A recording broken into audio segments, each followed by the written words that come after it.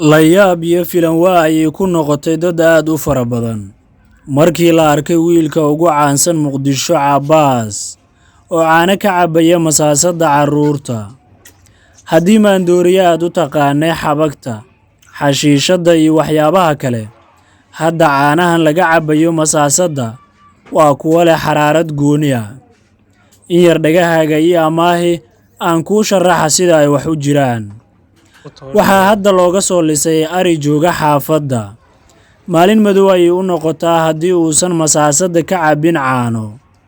Xaaskiisa Faa'iza ayaa ariga uga soo lista caanaha.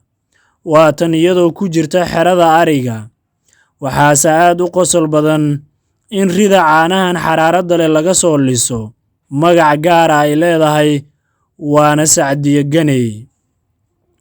Qaabka loo lisayo caadi ma ahan, bal Faa'iza ha inoo sharaxdo sida xaalka uu yahay.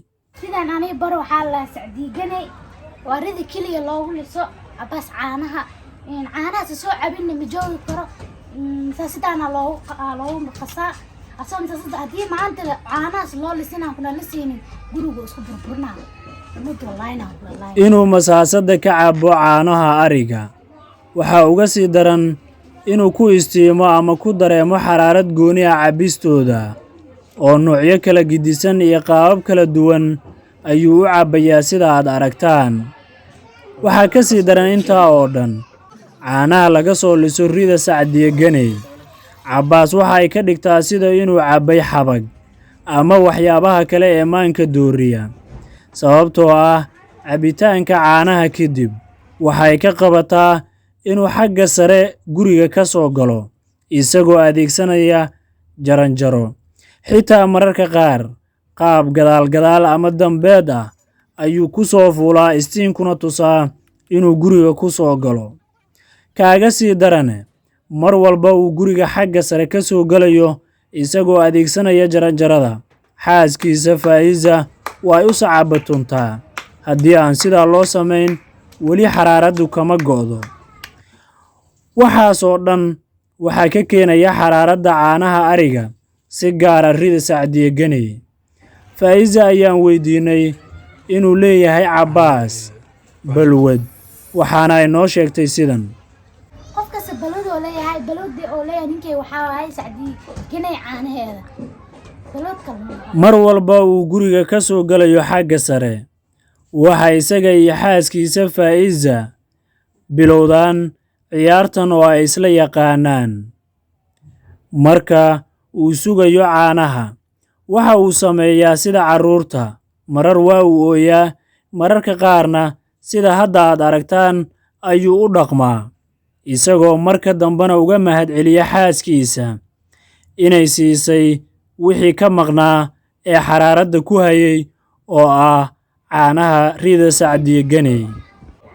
gacanta ilaah kaama gooyo xawd gacanta ilaah kaama gooyo adii Sacdiye Ganey madaxa ii saarantii. Hadda waxaa masaasad loogu shubayaa caanaha loo lisay, waana caanaha laga lisay rida Sacdiye Ganey si uu u cabo. Xaaskiisa Faa'iza oo ku dadaalaysa inay xaraarad tirto xaajigeeda ayaana hadda listay Sacdiye Ganey, iyadoo caanaha ku shubaysa masaasadii uu gaarka u lahaa Cabbaas. Maanta waa laga soo daahiyey caanaha. Xilliyadan oo kale oo ah marka laga daahiyo caanahan uu ku cabo masaasada, waxa uu ilmeeyaa sidii carruurta. Waa kan isagoo dhaqamada carruurta ku samaynaya sariirta.